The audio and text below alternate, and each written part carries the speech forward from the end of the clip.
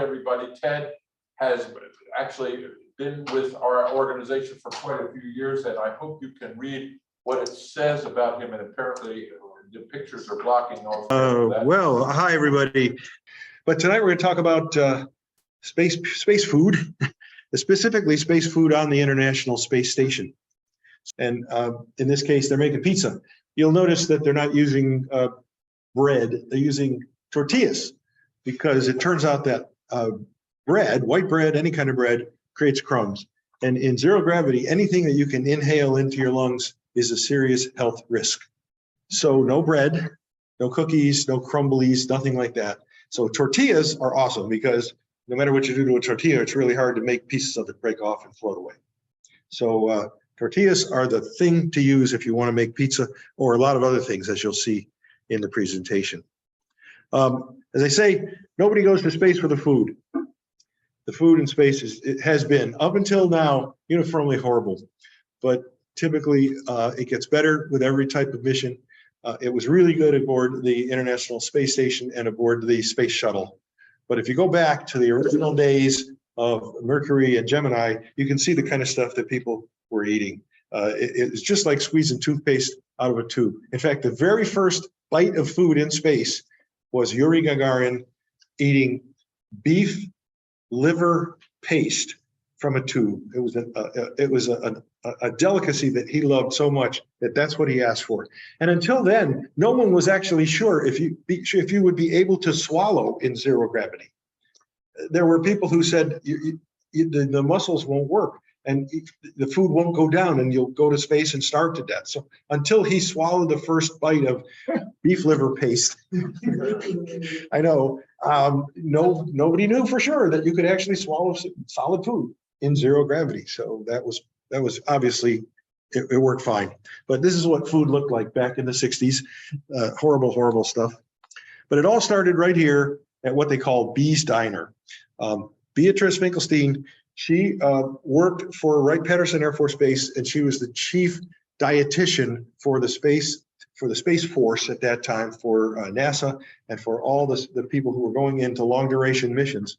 Her job was to make sure that the food was edible, storable, nutritious, and allowed you to survive for long periods of time, had all the right vitamins and so on, and was tasty enough to make you willing to eat it. So in the 1960s, there were lots and lots of online articles and stories in the newspapers about her. She was an inspiration to a lot of women who didn't know that you could get into the world of engineering, and she was doing a great job making sure that everybody was eating well. But they called it Bee's Diner, and she was the person who got all this really started.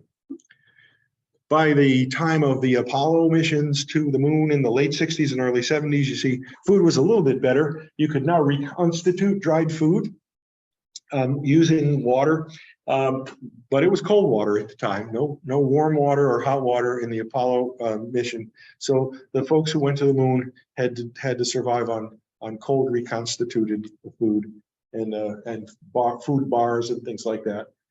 Big improvement, though, over the folks who worked on the Gemini and Mercury missions.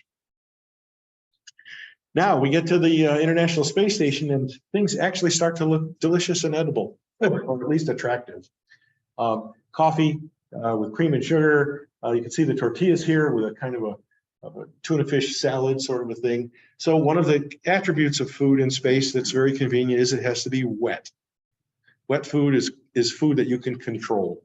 It'll stick to your spoon, it'll stick to your tortilla, and it'll stay together in a clump. If it happens to escape into the atmosphere, you can just, float over and eat it like a fish.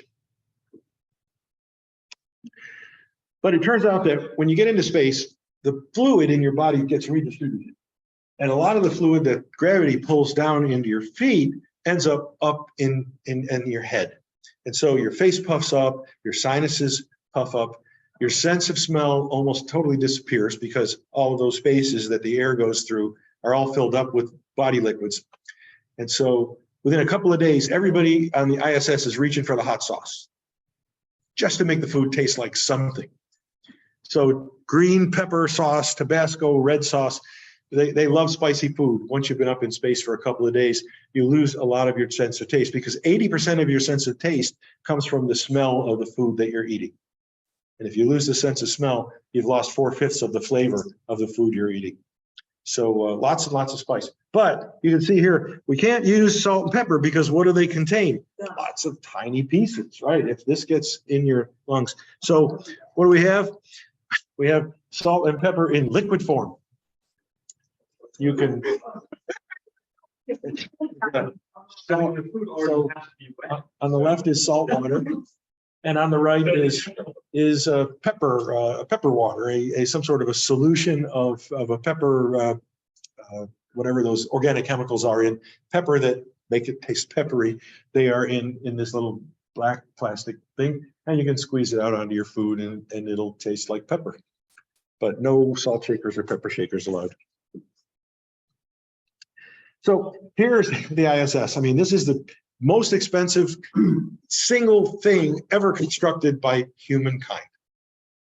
And of course, it was quite difficult to build. You had to bring every piece up either in the space shuttle or using a Russian proton rocket. And then it all had to be assembled in space by people in spacesuits. So there have been hundreds and hundreds of spacewalks. Thank goodness, no injuries. However, there was an Italian astronaut who found a water leak in the back of his helmet. And while he was on a spacewalk, and the water, of course, water doesn't float when it's touching your head. It began to migrate around his head like this. And he almost suffocated inside his spacesuit by this film of water creeping its way around his face and getting closer and closer to his nose and his mouth. He got back into the airlock and was able to pressurize the airlock and get his helmet off just before he was completely drowned in his spacesuit by this water leak, which came from the little water deal that you get a drink of while you're in space. So they fixed that problem. Very dangerous. But here's the ISS. It's obviously a beautiful thing. And here's another image of it from another angle taken from one of the spaceships that of course, visits it periodically with people and supplies and so on. Here's a kind of exploded view of what the ISS looks like. You can see just how many parts, how many pieces it involves. And of course, all of those pieces have to be engineered on Earth in order to mate perfectly in an airtight way up in space. So there's a lot of work that goes on Earth to make sure that once these things are launched into space, they're going to work, they're going to fit, they're going to connect up right, the bolts line up with the holes and so on. Nothing I made would ever be made to this level of quality because none of the bolts that I put in pieces of furniture ever line up with the holes on the inside. I should get it on Wayfair, right? This is the Zvezda service module, and the one I circled in red, that's the first piece that was launched into space by the Russians. And here it is on Earth under construction in Moscow. Just to give you an idea of the size of the entire space station, this is the first piece before it went up into space. And you can see the docking station on one end and pieces on the other end so that it could be connected to everything that it needed to be connected to. So here's a kind of an animation of how the pieces of the space station were put together from 1998 until now. And you can see everything gets joined together, and several pieces actually get moved around over the course of the construction of the station. You'll see some of them get disconnected from the place they are for the first, say, 4 or 5 years, and then they get moved to a new place. The new place hadn't been launched yet, so they couldn't hook it there. So there's kind of a lot of storage going on. Those wiggly things that you see that look like corrugated roofing, those are heat radiators. If without those, the interior of the station would heat up to the point where it was unbearably hot and unlivable. Because space is a really good insulator. And so those heat radiators allow the heat, they will pump a liquid glycol solution around near the instruments that are generating the heat. That'll pick up the heat, just like the antifreeze in your car engine. And it'll be sent out and to circulate through those radiators where it will radiate its heat out into space. And then the cooler solution will be recirculated back to pick up some more heat. So those are very important. And one of the very, very last pieces on the very bottom of the space station is called the cupola. And all it is the biggest space qualified glass window ever put into space. It's about this big around, and it's in a a little bump on the bottom of the station. The nadir side, the earth-facing side, has a big round window in the middle and 6 windows around here. They're photographic glass quality windows. And when you have a spare 5 minutes and you're an astronaut, you are in the cupola looking down at Earth going by, because that's the best view of Earth that you can get on the entire space station. And a lot of photography gets taken in there as well. You can see that we've got visitors to the space station from multiple countries over the course of the last 25 years. Now, things are different in space. With no gravity, flame looks a little different. Here on Earth, hot air rises, and so the combustion products of the candle on the left rise upward, and that allows cooler air to be drawn in along the bottom. That oxygen then contributes to the combustion, and everything goes up. But the unburned carbon particles in the upper part of that flame are heated to incandescence, and that's what allows a flame to actually generate light. That's what allows a candle to be a source of visible light to us. It's these unburned carbon particles that are in the upper 2/3 of the flame. In space, though, there's no convection because there's no gravity, and so there's no tendency for warmer air to rise. The warmer air just sits where it is. And so the only way a flame can burn in space is by the oxygen diffusing into the wick in opposition to the heat coming outward. And so the result of this complex interplay of forces is that there's no unburned carbon particles rising up out of the flame. And so the entire flame is this blue color, the same as it is at the very bottom of a candle, where the temperature is the hottest. So things are different in zero gravity, and we have to adjust for that. The Zvezda module, the first module that was launched, that turns out to be the place where most communal meals are consumed on the space station. The astronauts will come over there for breakfast, lunch, and dinner. They do sometimes eat at their desk. I mean, they don't have desks, but if they're working on an experiment that requires constant attention, they'll have somebody bring them a sandwich or make something there, or just nibble on something until they can get away. But typically, the astronauts try to get together at least once a day for dinner at dinner time, no matter where they are in their orbit or on Earth, to have a sense of community and to continue that human contact that allows you to stay in space for months and months at a time without feeling like you're alone. As I mentioned, food has to have these characteristics to be eligible to be sent up for the space station.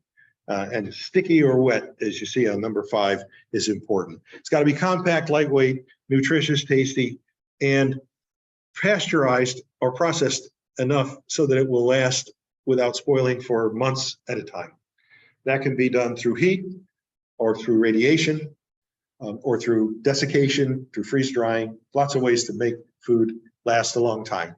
But the food that goes up into space, of course, has to be carefully pasteurized or processed in such a way that it's safe, with the exception of fresh vegetables.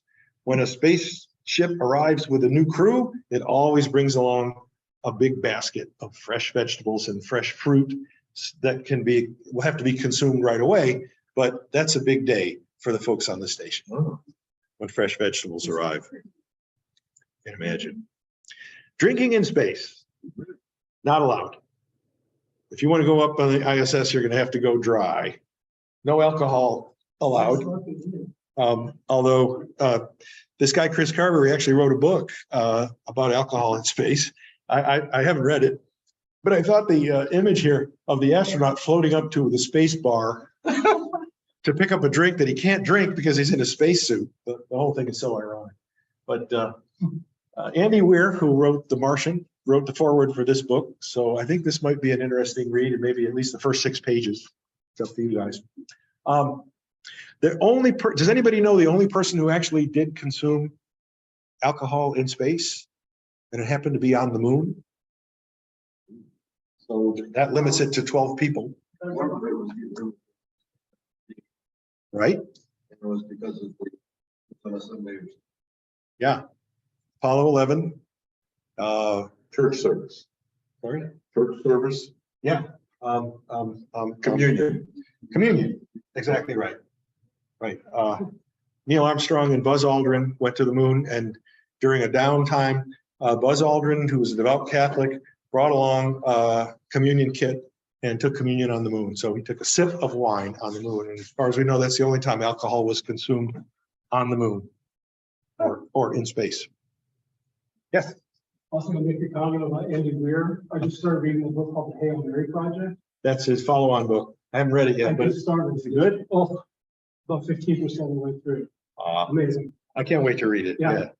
The Hail Mary Project. I agree. Thanks. So nutritional requirements do change in microgravity. You need more calcium and vitamin D because of the degradation of your bones, but you need less iron because your body accumulates iron. And so if you ate the same amount of iron per day that you did on Earth, you would accumulate an iron toxicity problem.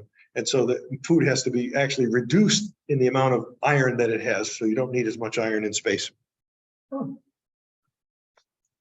The astronauts on Earth get to sample and rate the food that they're going to be eating on the space station before they go up into space. Now, do these astronauts actually look like they're enjoying the food?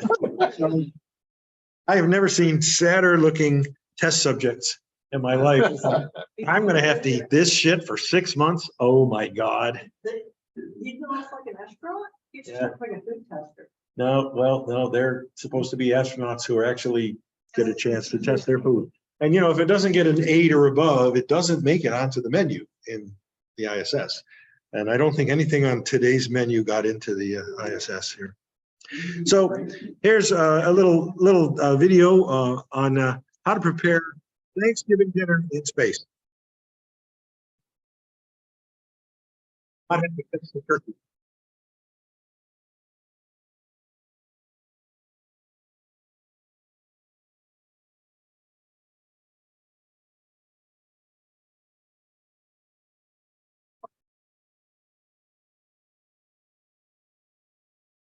These little briefcases are actually electric heaters to keep food warm. And yeah. So,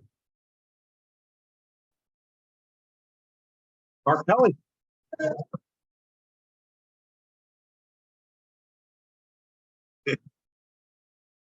That did not look appetizing. No, well, maybe after 4 months in space, it might.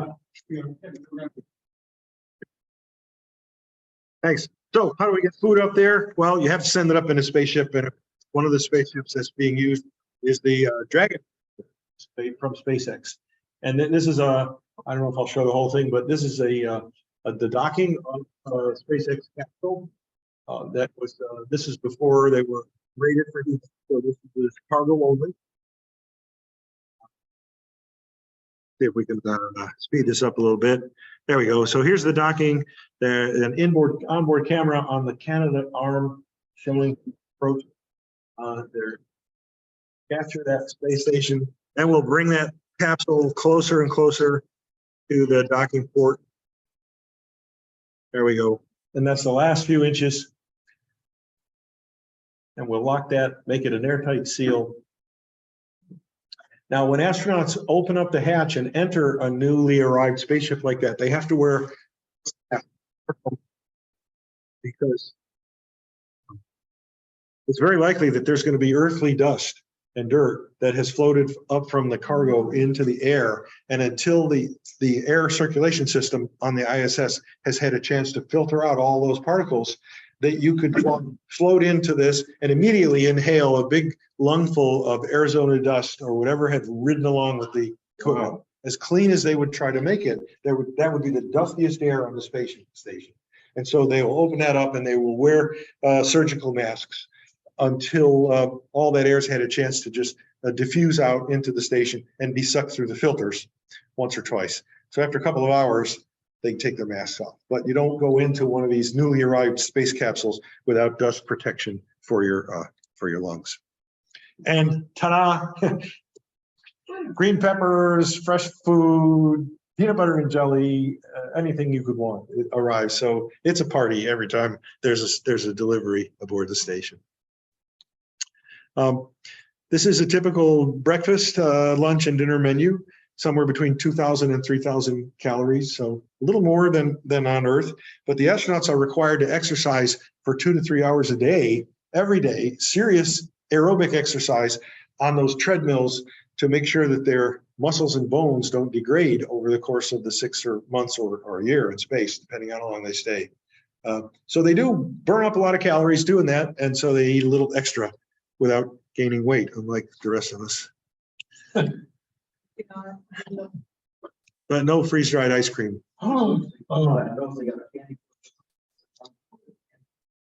Yeah, that's interesting, right? I don't know why.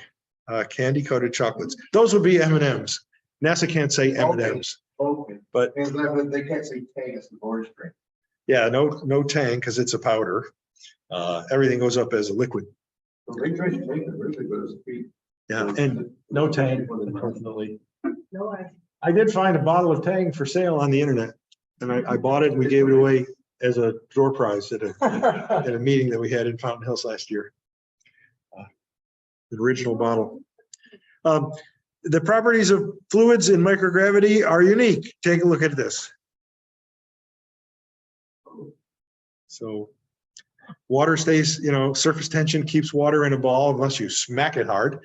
And if a bubble of fluid is floating around, you can just swim up to it and drink it like that. Pretty gross. Then here's some astronaut eating some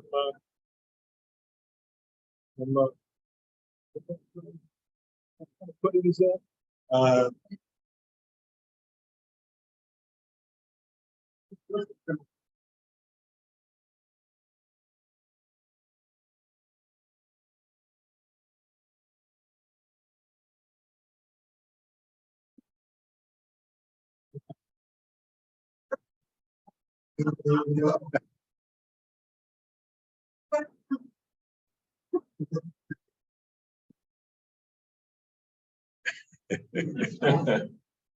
That would be so much fun. Really, that would be fun. Now, it turns out that astronauts are now able to actually grow some food in space. Several years ago, this was started as a scientific experiment, but after the experiment was over, they realized that they could actually grow edible food in space, and so they are now supplementing their diet with greens that they actually are growing in this chamber up in space. It is illuminated with light that is conducive to plants growing. And this I think is an experiment with pea plants, but then they've bagged them up, and there's some wheat growing there as well. So this is a time lapse, obviously over several months, but things are growing well in space. And these two types of lettuce, the red and green lettuce, are actually the most commonly grown food that's actually consumed aboard the ISS.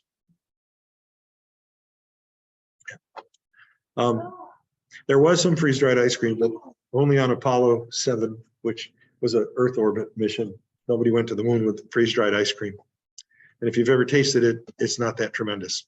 These are a couple of Russian astronauts with tubes of borscht, Russia's favorite cold soup. And my grandmother made borscht all the time. I could never stomach it. But it's a beet soup, right? With sour cream in it and a bunch of other stuff. You probably had it. Yeah. Let's see here. Oh, okay. So we're gonna make some peanut butter and jelly sandwiches. Ooh.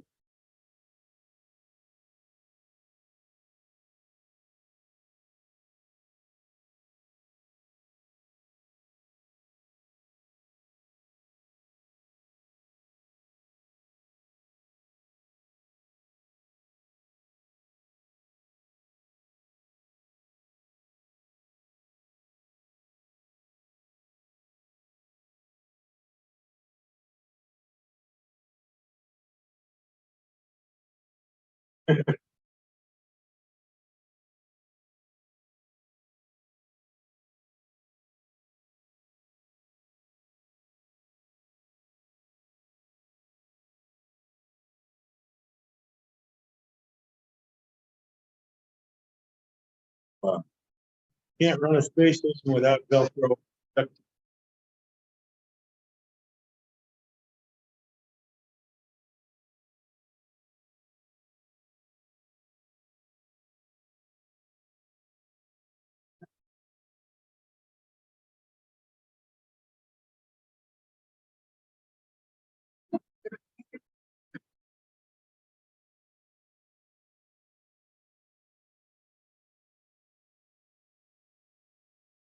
I think we have that same with the fridge, Peggy, don't we?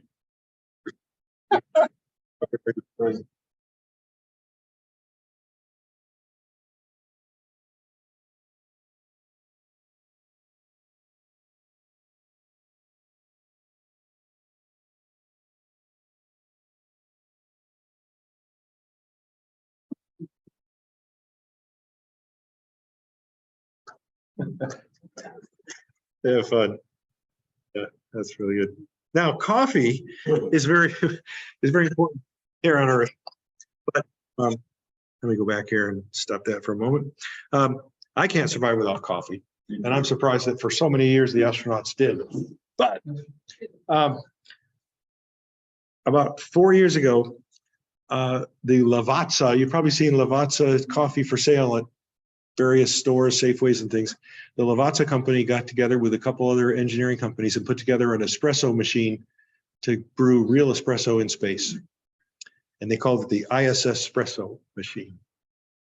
And the problem drinking it is that when you put, well, you'll see in this video, putting liquid into a cup doesn't actually allow you to get it out, even though it stays in the cup with surface tension. You'd have to kind of lick it out like a dog eats food out of a bowl, right?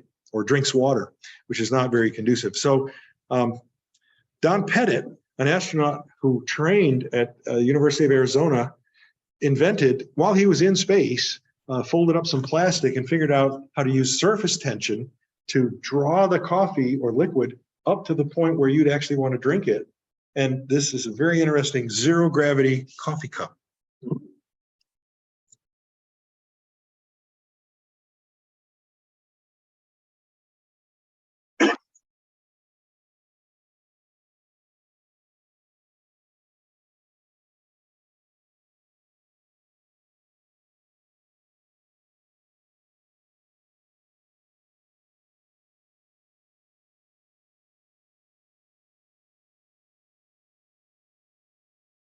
It was coffee yesterday.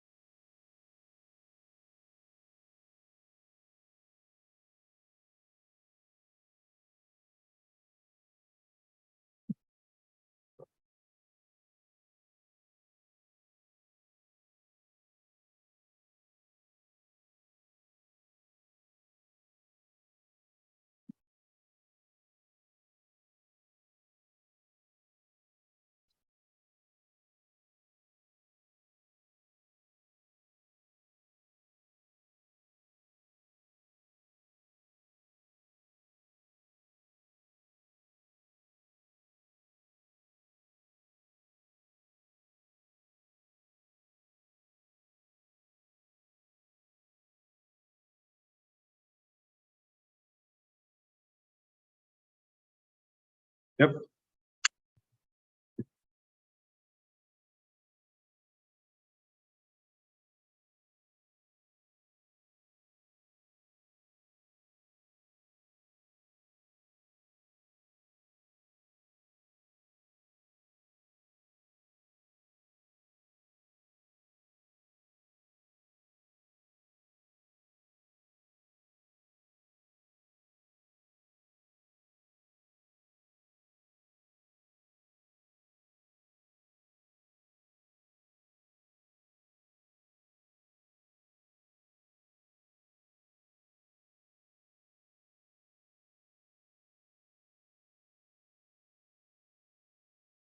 Watch, this is the part. He's sitting around. First, the water up and the air bubbles down. The first thing that happens is that air bubble that used to be distributed out through the whole thing. There's a flare action at the cup. Grabbing that liquid of the cup and bringing it right up to the lip where away when he's ready.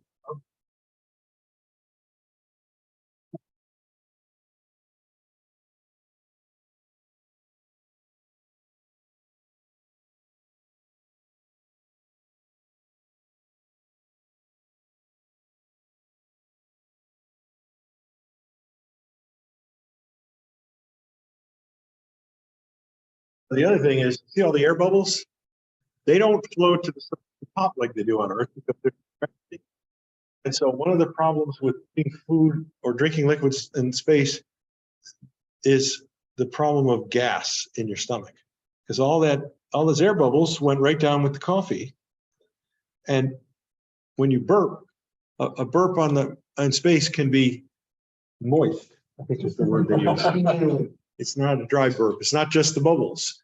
You have to be careful not to get rid of the stuff you were trying to swallow. So it's a real problem. Eating gassy foods in space can be a real problem. Tacos are a big deal, and the best space tacos are using peppers that are grown in space. They actually are growing chilies on the ISS, and they're using those chilies after the experiments are done to make the best tacos. There they are, beautiful red chilies, fertilized. And all these flowers had to be fertilized by hand using little paintbrushes to bring the pollen from the male plants to the female plants, because it wouldn't float around. They couldn't let pollen float around in space. They would breed it. And so they would go into it, kind of like one of those glove boxes, right? And put their hands in gloves and then take a little paintbrushes and pollinate all those flowers.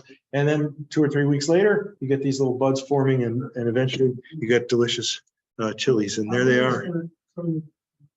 How big is that chamber with the growing food? Oh, probably about this. It's about this big, about Okay. 18 inches square. It's bigger than it Cubic. actually is. Yeah, I know it's pretty small. It's Yeah. pretty small.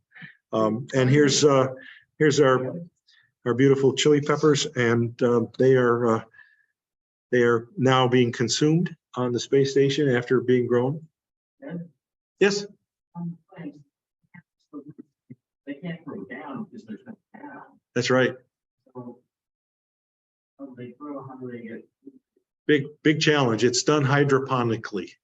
There's no dirt. The roots are the plants actually are stuck through a piece of rubber membrane, and the roots grow out into the liquid that contains all the nutrients needed for the plant to grow. So the roots are constantly being bathed in liquid, and that's on Earth we call that hydroponic farming. And in space they have to do the same thing, because otherwise you can't bring clods of dirt up in there. So yeah, that's how they do that. And then around the base of the plant, there's a little rubber membrane that keeps the water down and the plant on top. You want water floating in. Can't have the water floating around either. Exactly. So, it's a complicated piece of engineering to design on Earth, make sure it's going to work up there in microgravity. So, and why not consume what you grow as long as the experiments are done? So they're enjoying, I know I would enjoy that too. Charles Borland wrote a book called The Astronaut's Cookbook. You can actually make food according to the recipes that NASA uses to create this food for the ISS. You can eat space food on Earth if you feel like cooking it according to these recipes. Yeah, and it doesn't come on. that tray contains not food, but 5 pictures of food. So he wouldn't be doing any eating in that helmet, obviously there. Now, most recently, this company called NanoRacks actually created a zero-G oven. Until this oven went up into space, no food was actually cooked from raw to cooked on the space station. Everything had to be prepared on Earth, freeze-dried and preserved, and then reconstituted in some way. But they are now able to actually cook food in little heat-resistant silicone packs in this oven, which can go up to 350 degrees Fahrenheit. I don't think they're making cookies, but they can make stuff that's sent up raw and then cooked, either raw or frozen, and then actually cooked in the oven. So you're gonna have fresh, hot, freshly cooked, oven-baked food on the station now. In small quantities, but better than nothing. And finally, here's a little bit of, well, this will be recorded. And so if anybody wants to look up these references, you can see that there's information on here about the zero-G oven, some stuff back on the flight surgeon's report from 1967 for Mercury Redstone missions, something about B. Finkelstein, the Bee's Diner, salt and pepper dispensers, what are the lucky peanuts at the Jet Propulsion Laboratory all about. So you can find all this information on the web, and if you have questions about it, just contact me as well.